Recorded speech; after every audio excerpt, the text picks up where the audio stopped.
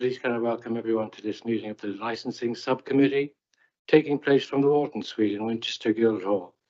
The time is 2 p.m. My name is Councillor Patrick Cunningham, one of the committee members of this particular Licensing Subcommittee.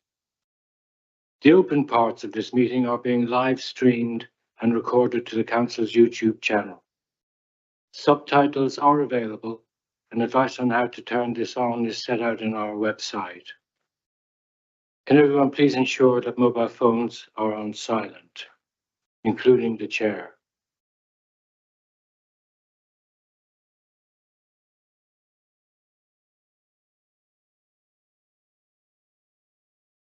In the unlikely event that it is necessary to evacuate the building, the fire alarm will sound. Please follow all the instructions given to you by our team. Now moving on to the agenda. To confirm a chairperson for the meeting. Is it agreed, please? Agreed. Thank you very much. Thank you. Disclosure of interests. Do members or officers have any interests they wish to declare at this time? That's no. Item 3, application for a variation to premises license. Yaya's 56 St. George's Street, Winchester, report number LR581. And now on to the procedure for this meeting. The hearings regulations require that the hearing should take the form of a discussion led by the subcommittee itself, and that cross-examinations will not normally be allowed. We will be following the adopted procedure for these hearings, which is set out on the reverse of the agenda paper.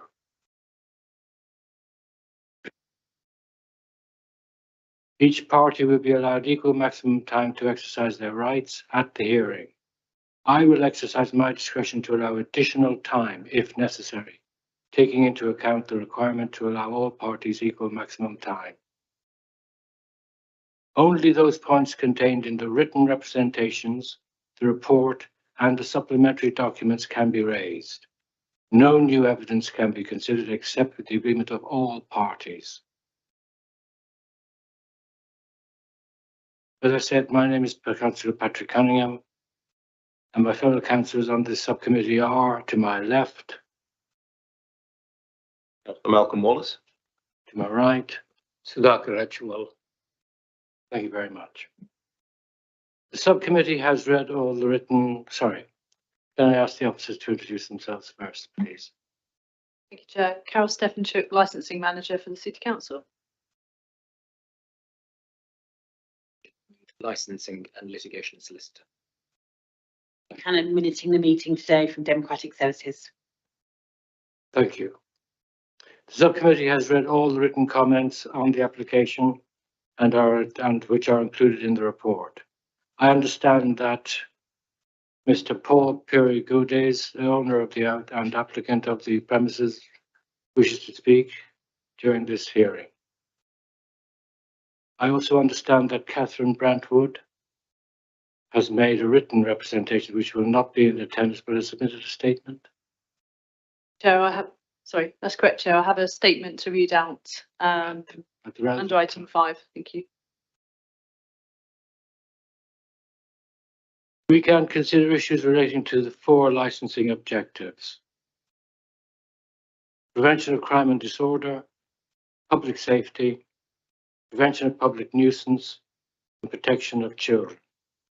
The subcommittee will also have regard to the national guidance and the Council's licensing policy. Over to the licensing manager, who will now introduce the report. Thank you, Chair. This report relates to an application for the variation of a premises licence under Section 34 of the Licensing Act 2003 for Yaya's 56 St George's Street, Winchester, SO238AH. The premises is currently licensed for the supply of alcohol for consumption on and off the premises, Monday to Saturday 0800 to 2300 and Sunday 1000 to 2200. This application seeks to include late night refreshment from 2300 to 0300 Monday to Sunday.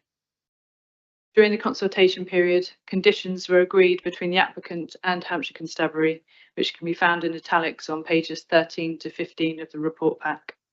There were no representations from any of the other responsible authorities. One representation was received from other person, which is terminology under the Licensing Act, Mrs. Catherine Brandwood, with concerns in relation to the prevention of crime and disorder, public safety and public nuisance licensing objectives. A copy of the representation can be found on page 41 of the report pack. Members should note that the representation also refers to alleged nuisance from the premises describing smoke and odours. This would be dealt with under separate legislation by Environmental Protection. Environmental Protection have confirmed that they are continuing to monitor the premises when informed of smoke, but have not identified a statutory nuisance on visits so far. Unfortunately, Mrs. Brown was unable to attend the hearing today, but has provided a statement for me to read out to the subcommittee under item 15 of the agenda. Should the subcommittee be minded to grant the application, there are conditions on pages 13 to 16 of the report to consider. Members may also wish to add additional conditions which are appropriate to promote the licensing objectives, but should discuss these during the hearing so that the applicant has an opportunity to respond and explain how this may affect their business operation. Thank you, Chair. Thank you. Do the members of the committee have any comments or questions for the applicant or the officer, please?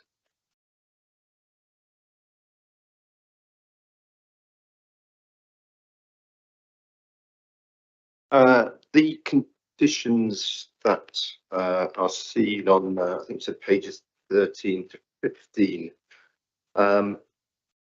There are. So firstly, can I just confirm this is the extension of the hours is just for food, isn't it? It is not for. Yes, that's correct. So Thank you. the supply of hot food and drink between 0500 and 2300 is not licensable. Therefore, the licensable activity is from 11 PM to the 2300 until 0300, which is what the application is for. Takeaway food from 11 PM until 3 AM the next day. Yes. So then the follow-up is there's obviously some quite thorough conditions that are listed on pages 13 to 15 of the report. Do you have any comment on those? And they're obviously quite comprehensive. So the conditions, which I refer to in my instructions on pages 13 to 15, that are shown in italics in the report, they are conditions that are agreed between the applicant and Hampshire Constabulary.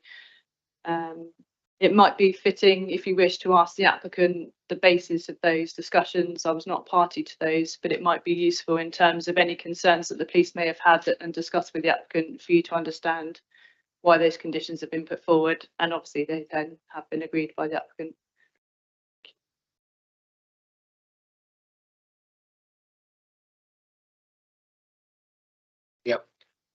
First of all, question for the officer. There are quite a few food outlets around the area.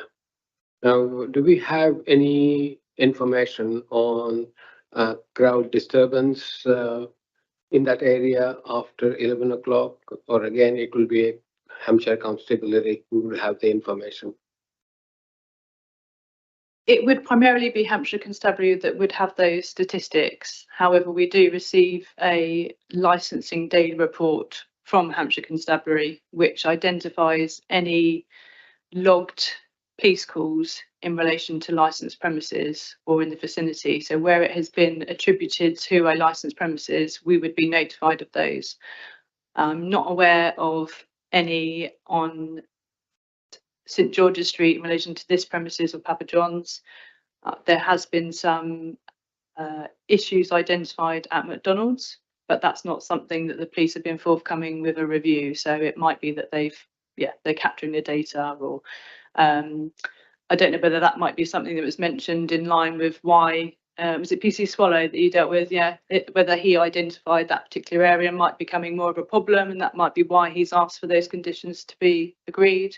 but certainly we in licensing haven't been notified that that's a problem area, should we say, but it would be the constabulary that would hold that information.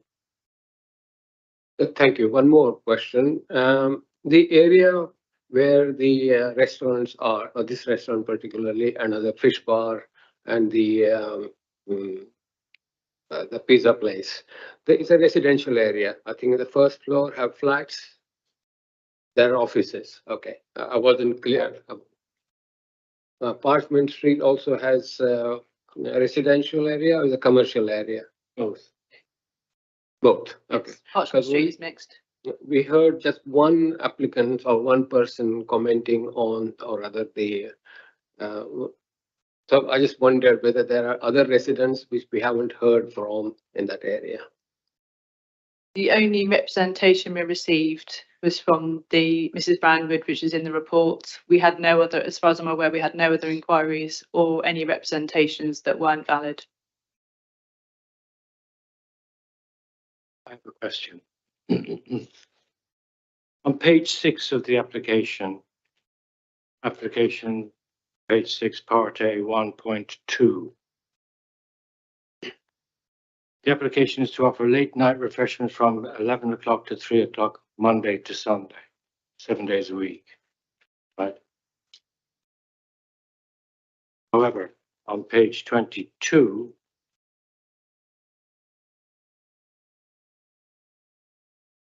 in the variation, part 3, it states, we are looking to open till 3 a.m. to serve food. Alcohol license will remain the same. This is just to increase hours for takeaway food. Is it, I need clarification. Is it specifically for takeaway food only, or is he also seeking permission to serve tables as well? The applicant will be able to confirm that when they address you directly, Chair. But my understanding from this application and how we've taken it is that it's for takeaway food only after 2300. Very much. Thank you, Carol.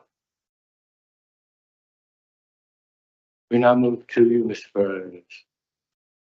Okay, sorry, this is a bit Can, new for me. can you answer the question I asked the officer? Is it on? Absolutely, it will be just for food. There will be no dining on the premises, No dining in the premises. in the premises. How do you propose to affect the takeaway service, your clientele when they arrive at the premises? How do you intend to deal with that? So I've run a number of similar size shops with similar size like shop fronts. What we would do is very simply just move the chairs and tables to one side.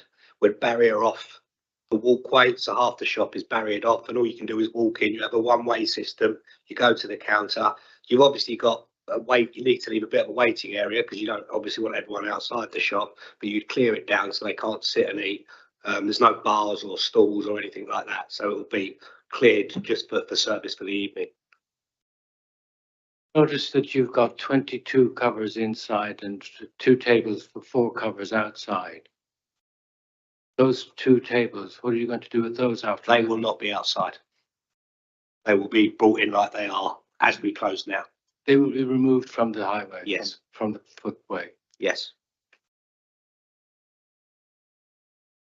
If it's helpful to add that there's currently an application from Mr. Barogas for tables and chairs on the highway, and one of the standard conditions are to have the tables and chairs removed from the highway after the times that the license ends. So if granted, that would be a conditional license that they would only be allowed out for X period, and then they must be taken in afterwards. That would be a condition of which application? A tables and chairs license, if issued, would have that as a condition that they must be removed. Because I don't believe it's conducive to order for tables to be out there after 11 o'clock. Very completely. Yeah. Well, we wouldn't do that. We don't do that now, and we wouldn't do it. We wouldn't do it then, of course. Very much. Thank you.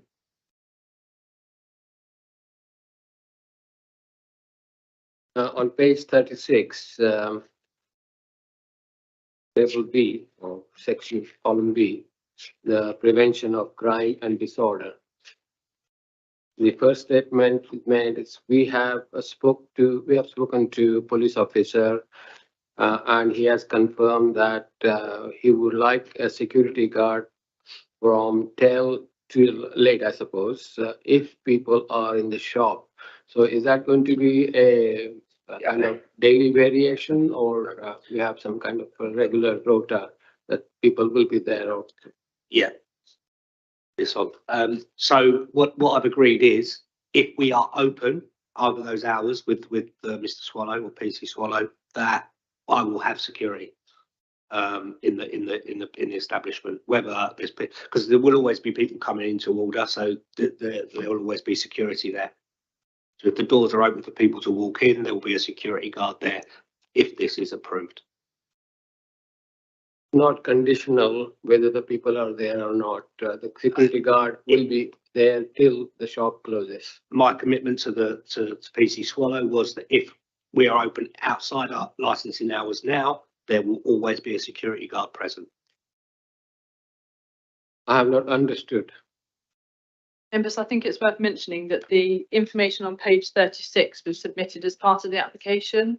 And obviously the discussion between the applicant and the police officer was after the application was submitted or been updated. So what might be more useful is to refer to the conditions because that doesn't refer to every single evening. My understanding is, I can just double check, I think it's Friday, Saturday. Yeah. You're right, Yeah, sorry, so it's Friday and Saturday, It's you're right. the conditions CD1 on page 13. So the agreement between the applicant and the police officer is that on Fridays, Saturdays and Sundays preceding a bank holiday, so ordinarily on a Friday and Saturday night, from 2200 until closing, the licence holder will provide a door supervisor. So for Sunday through to Thursday inclusive, ordinarily there wouldn't be an SIA security person unless it was a Sunday preceding a bank holiday.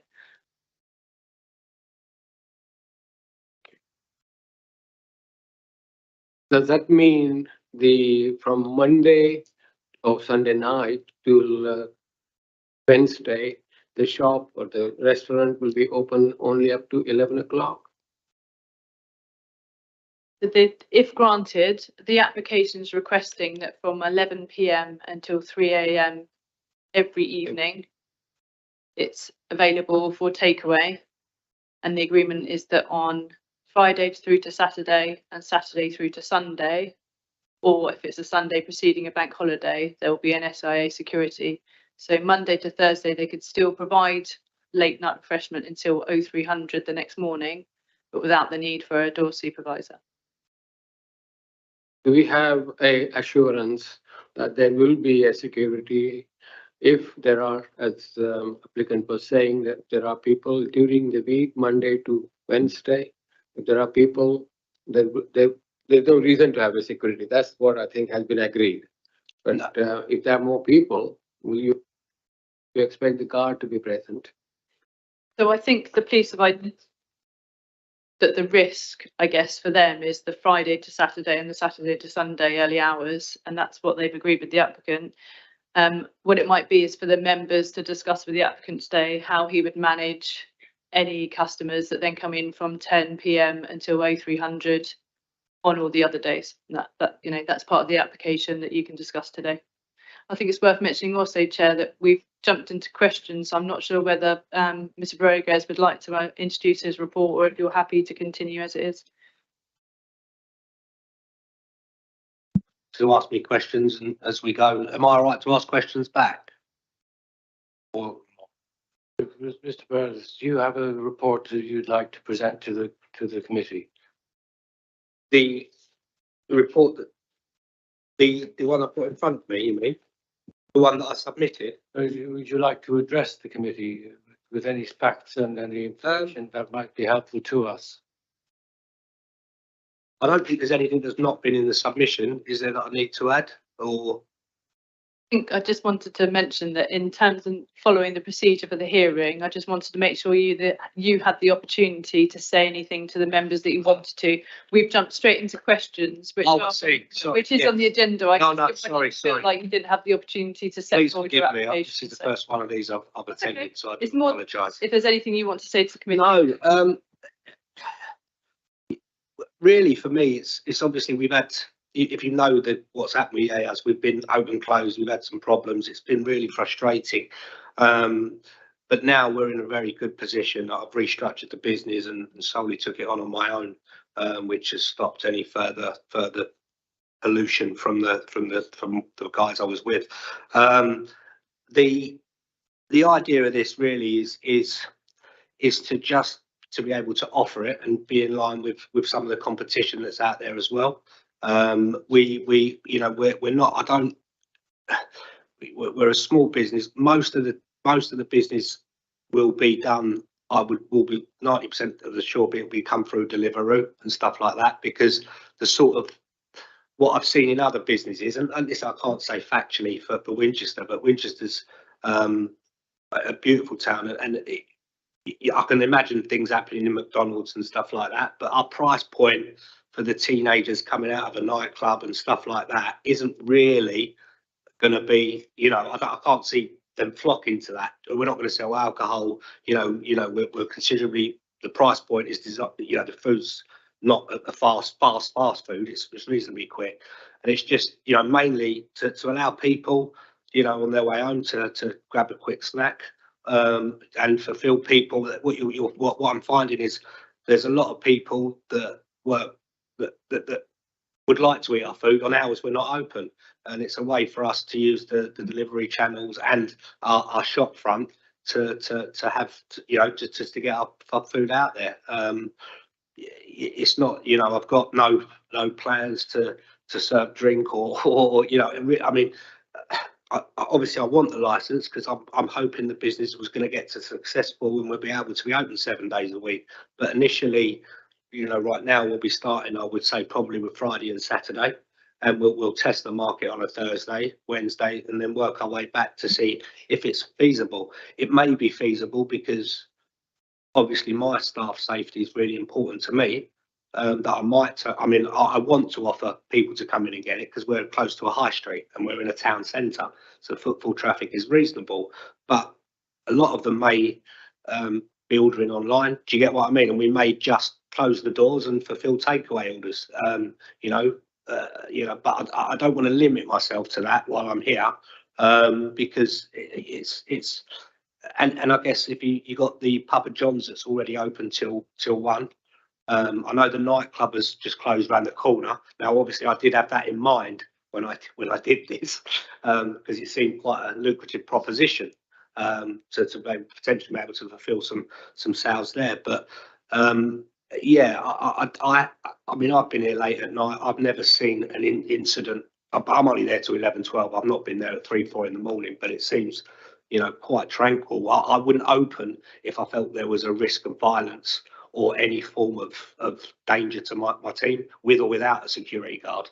So yeah, I'm not trying to promote some hangout or, late night for where people, congregate. I'm fully aware of some of the issues that can happen and the effects of the residents and their right to be concerned. I completely understand that. But it is interesting about the odour reference, because I didn't know that was the same person. And we're obviously reviewing that because what happened was we had about 3 odour reports, but we were actually closed. So it didn't. So we're just trying to tie that up. And whatever I need to do to help her with the odours, I will certainly do. But we need to confirm that it's us first, on that odour, just with reference to that comment, because I didn't know it was the same lady that objected. But yeah, so it's not really. Yeah, that's really it. I just want to run a nice, safe business for everyone, and give the food to the guys that bring the cuisine to the guys that want it. Very much. No problem. Is it your intention, therefore, to sell your food on a takeaway basis and Deliveroo as well? I do currently do that. I would, as a business owner, I'd explore all options: Uber Eats, Deliveroo, Just Eat. You know, you need to, given the type of food and where we are in such a densely populated area, you need to get these guys on side, certainly at the beginning, to get your business to a point where it's well known, and then it can become self-sustainable. And obviously we've got a challenge, given the history of what has happened, open, close, not great in a public eye. You know, but I do believe in the brand, and I do believe, you know, we've got off to a great start over the last 4 weeks. Got to say a massive thank you to Winchester Council for that, because without you guys' support, I would never have got there. And the guys, Andrea and Mel, are an absolute testament to them. You know, they've worked with me because it was a real tough time to get back on my feet after going through what they took from me and everything else. So yeah, it's just a case of giving it everything we've got, and you know, trying to make sure you've got a great restaurant to go to and you're proud of to have in your town, and we're proud to serve the food for you. Most of your competitors on a Sunday night don't open until 3 a.m. the following morning.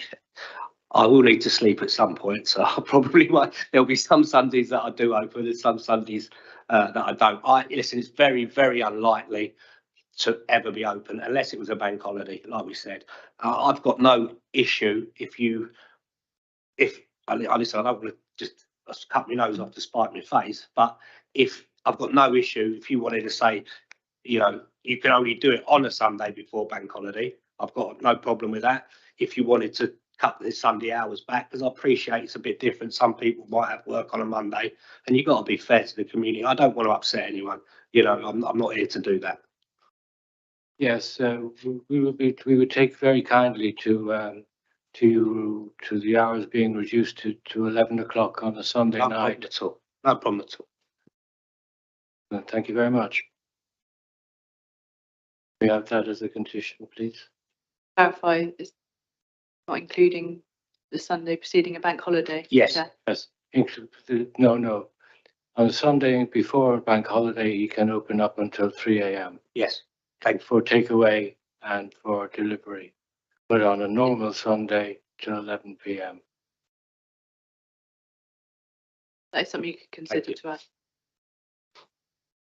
And it might be worth exploring, excuse me if it's the wrong time, No. that you've mentioned about other premises in the area, and you've discussed about deliveries, and that is something, I don't know if you're aware of other premises. Obviously this case is on its own merits, but I think it's worth mentioning that some previous committees or offer have been that the takeaway collection has been at a staggered time to deliveries.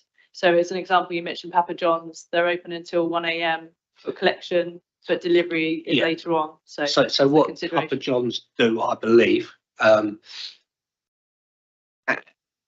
is, please double check, this is only from my conversations with them, is they operate a walking service. So you could walk in, there's no dining area in there clearly, but you can walk in up until 1 a.m. But after 1 a.m, I mean, he said to me, you could just order a takeaway and we'll bring it out to you. But did you get, typically they're not allowed to do a pizza unless it's delivery. But they're very delivery driven. They're not that, I would say they're a lot less reliant on footfall because they have no tables and chairs. Carol, can you basically give us the details of the Papa John's delivery staggered system as well, please? The Papa John's licence in front of me, Chair. The late night refreshment Monday to Sunday, 2300 and 0100 for delivery and counter service. Monday to Sunday, 0100 to 0300 for delivery service only.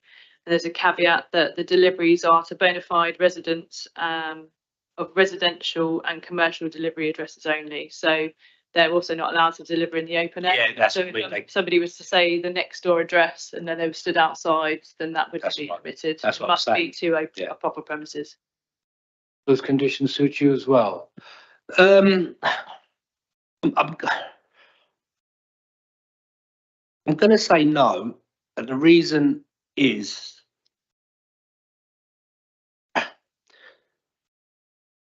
I don't want to. I would rather be able to make those decisions. I haven't tested the market yet, if you can understand what I'm saying. So I don't really want to say, yeah, this will work, but then there's a lot, and then I've got at 2 o'clock in the morning, I'm watching 50 people walk past the shop where the nightclub reopens. It'd be very frustrating for me to miss out on that revenue, because, you know, I don't know what's going on with the nightclub, if it ever will open, if there's any insight into that, but I know it's got the license still on the premises, you know, and that's the market I was trying to get into a bit, and I would lose that. And that would have been my point of difference. That would have given me the edge in that little row of shops, you know. But you said earlier on that you wanted the same conditions as your competitors. But I don't remember. Did I say that? Well, I don't. There's competitive. I do want to be able to compete, obviously. But you know, it's when I discussed it heavily with the police, because of the issues, and I think we all listen. If we can gain an edge on our competitors, we'd all want to do that, you know. But it's a case of my shop facilitates that a lot more. When you look at Papa John's, they've got a lot less square footage for people to stand and order. So, all right, I get that. If they had a load of people in the business at 3 o'clock, a rush of people, I don't think they could handle it. Whereas I certainly know we could. So, and I think, yeah, it would be very hard for me to concede this early in terms of the revenue. I believe it can be driven from the footfall when it gets back to that. Thank you.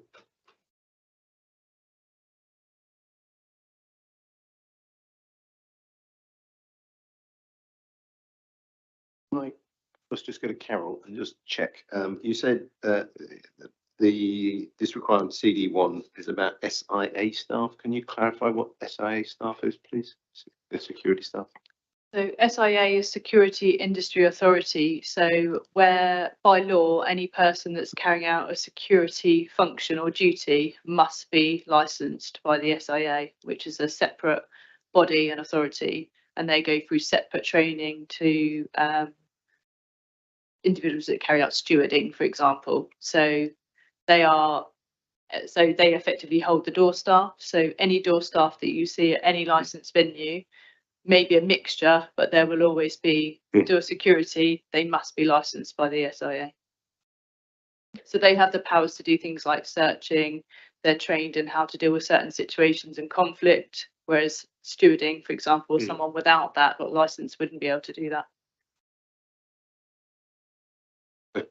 Sorry, so can I ask you, do you have a previous experience of, you've got a number of premises, do you have previous experience of working with SIA staff? And yes. I've worked with, well, I've got a large pub, which obviously when we've done World Cup events, we you know when the big things are on, we've got a massive garden in the summer, seats 150 people. When we've had music and sort of bands playing, we get security staff in. The security firm I'd probably look to use is Tango Security. I believe they do a couple of premises over here already. I've already made the inquiries on it. Yeah, and I've done a couple of venues at the West Ham Supporters Club in East London, where you can imagine the security you need for those sort of games, where we work very well with them, you know, and the good news is you don't have to do too much, because when they've got that qualification, they've had all the training, you know, they know how to handle it. I'm not there to tell them how to disarm a situation, you know, that's what they're there to do. But yeah, it's just and the reality is as well is, I know it says one, but given the shortness of the time, I probably would get two, and I'm not going to commit to that, but I probably would get two, just for the security of the doorman, you know, because although I don't think Winchester's a violent town, or I've not seen any signs of anything that would worry me, the you know, his safety is quite key as well, and a lot of security firms won't let you just take one as well, you know, because they've got their own safety. It only takes if it does go wrong, which you always pray it doesn't, you know, it doesn't take a lot for one person to be overwhelmed. Can you go into, it was kind of following up for the question I asked Carol earlier. Can you go into do you have any information why the police are asking for the additional security staff at your premises? No, what he said is that, and I'm not repeating word for word, I'm just going to give you the gist of what the conversation was. It was me very much, listen, I'm new to Winchester. All right, I want to, this is what I would like to do. I put the application in because I should have phoned you before, but obviously not knowing the area, I probably did it the wrong way around. You know, it's very important for me to make sure my team are safe and that obviously there's no, the surrounding areas are not affected. What would you do in my shoes and what would you be happy with to allow a 3 a.m. you know, for the hours that we said? And he came back with this. We went through it around the CCTV and everything that's in the thing. And he said to me, yes, I'd be more than happy with that. He was, yeah, he was, and he said, yeah, you know, there's no objections from me if you're going to do that. I would assume if that, this is an assumption, that if that area was a high risk, he would have said something to me. You know, whereas he didn't say, oh, it's a bit, you know, you got to be careful in that area, or he didn't indicate it was a high risk area or a low risk area. He didn't indicate anything, but that's sort of where we're at.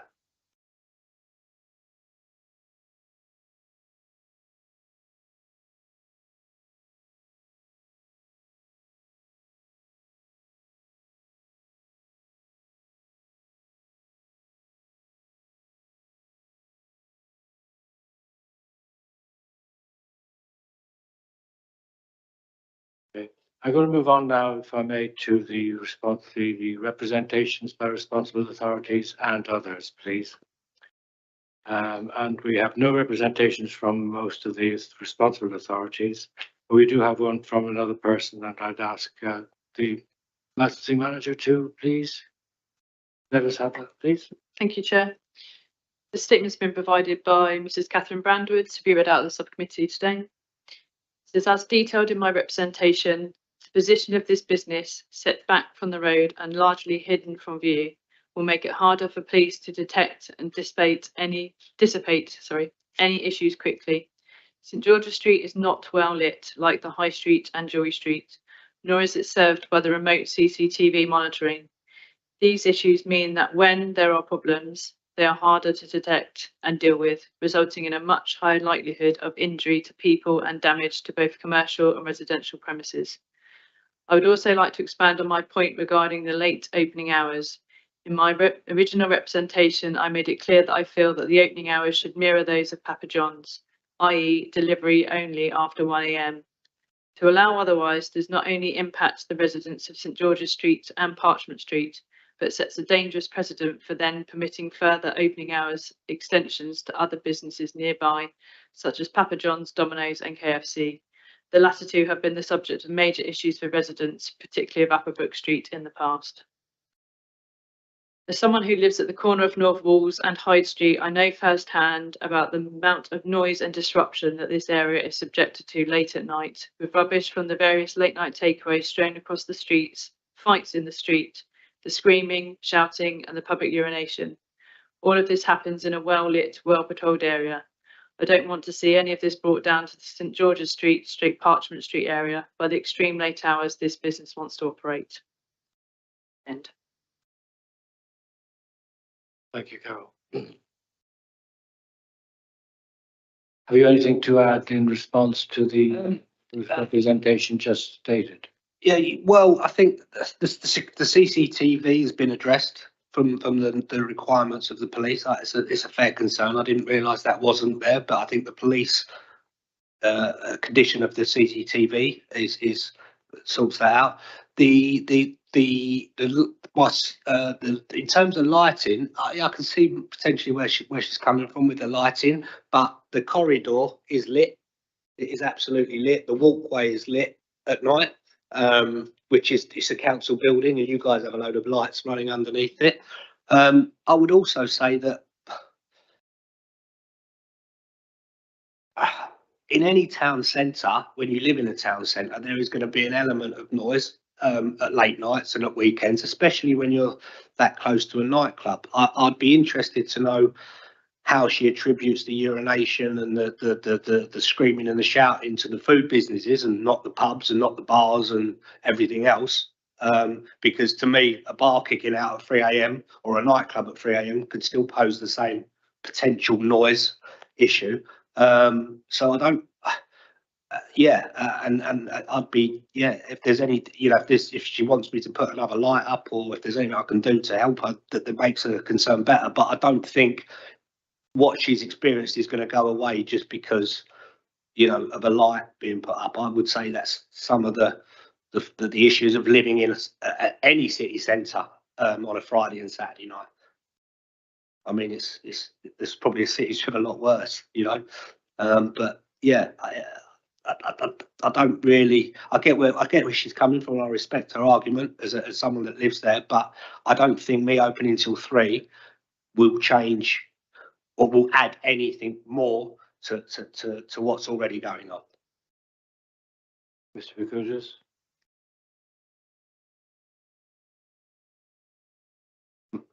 Yes, so I know it wasn't raised just now in Mrs. Bramwood's statement, but it is in her written statement, is about the air quality issues. I think you partly addressed it earlier. Yeah, so what happened was, at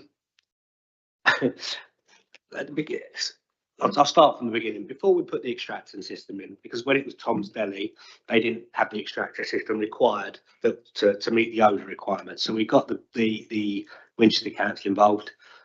We agreed a plan for where the extractor fan would blow the air, where it comes out the ducting. So we executed it to that plan. Then we got an issue about the odour. So I got it moved. Again, under direction from Winchester Council, paid someone come out to redirect it. Now she said it's got worse, but then obviously we went through the bad times and I had to close. And then obviously having the relationship I've got with Winchester Council, with the guys in EHO and everything else, they gave me a call and said, listen, Paul, we've had a couple of complaints in the last 2 weeks about odour. Can I come and see you? I said, of course I'll come and see you, but we've been closed for 3 weeks. I don't understand how we've had the odour. And then she said, oh, that's a bit. So wait till you're open, which now we've got open, and she's coming out and we're monitoring it. The solution to it will be to point the odour straight up. If she identifies a problem, as in with the odour, the solution, which we believe, will be to extend it higher up so it goes above street level, basically, so the odour dissipates. But we've yet to prove odour as being a nuisance currently. Again, when I first moved there, I went round to every shop up and down the street. I'm sure I went in there and just said, this is what we're doing. Come and see me if there's any issues. Talk to me. I didn't hear a thing. It just came via that. And it just seemed a bit weird to me that we were closed and 2 issues were reported.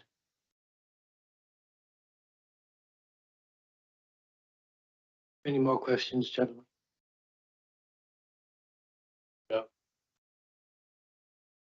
Talked about the extractor fan, and I think that's where my concern is really whether you're doing enough in there or not. Whether the environmental protection team from Winchester, have you been in contact with them? Yes. Through everything, through every process of the refit for the extractor. I mean, they're amazing. It's a pleasure.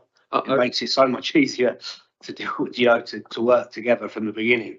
It's that side of it has been an absolute pleasure. It's just my choice of partners, which was the bad choice in the beginning. Have there been any enforcement issues? No.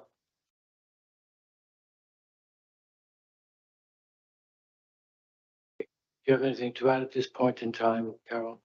I just wanted to mention that for the members' consideration, that if you were minded to grant the application and add conditions, they must be appropriate to promote the licensing objectives, but they also must be of what's in control of the licence holder.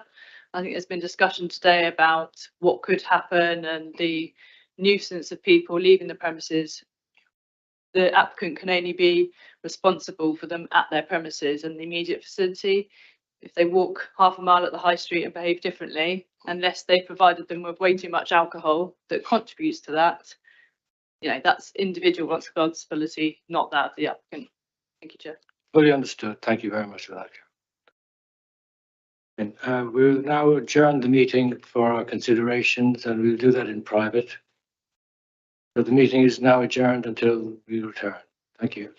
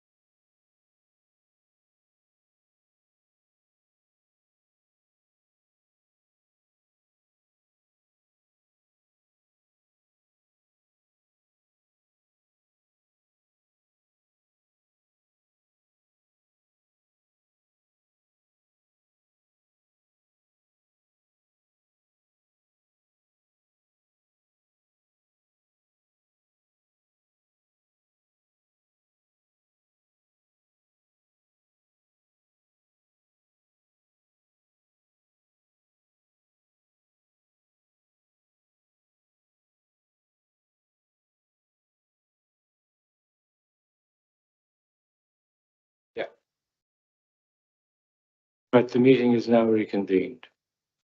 The decision of the hearing is that the application for a variation of premises license Yayas 56 St. George's Street, Winchester, LR 581. In reaching its decision, the subcommittee has carefully considered the application, the representations made by other persons, and the applicant's evidence given today.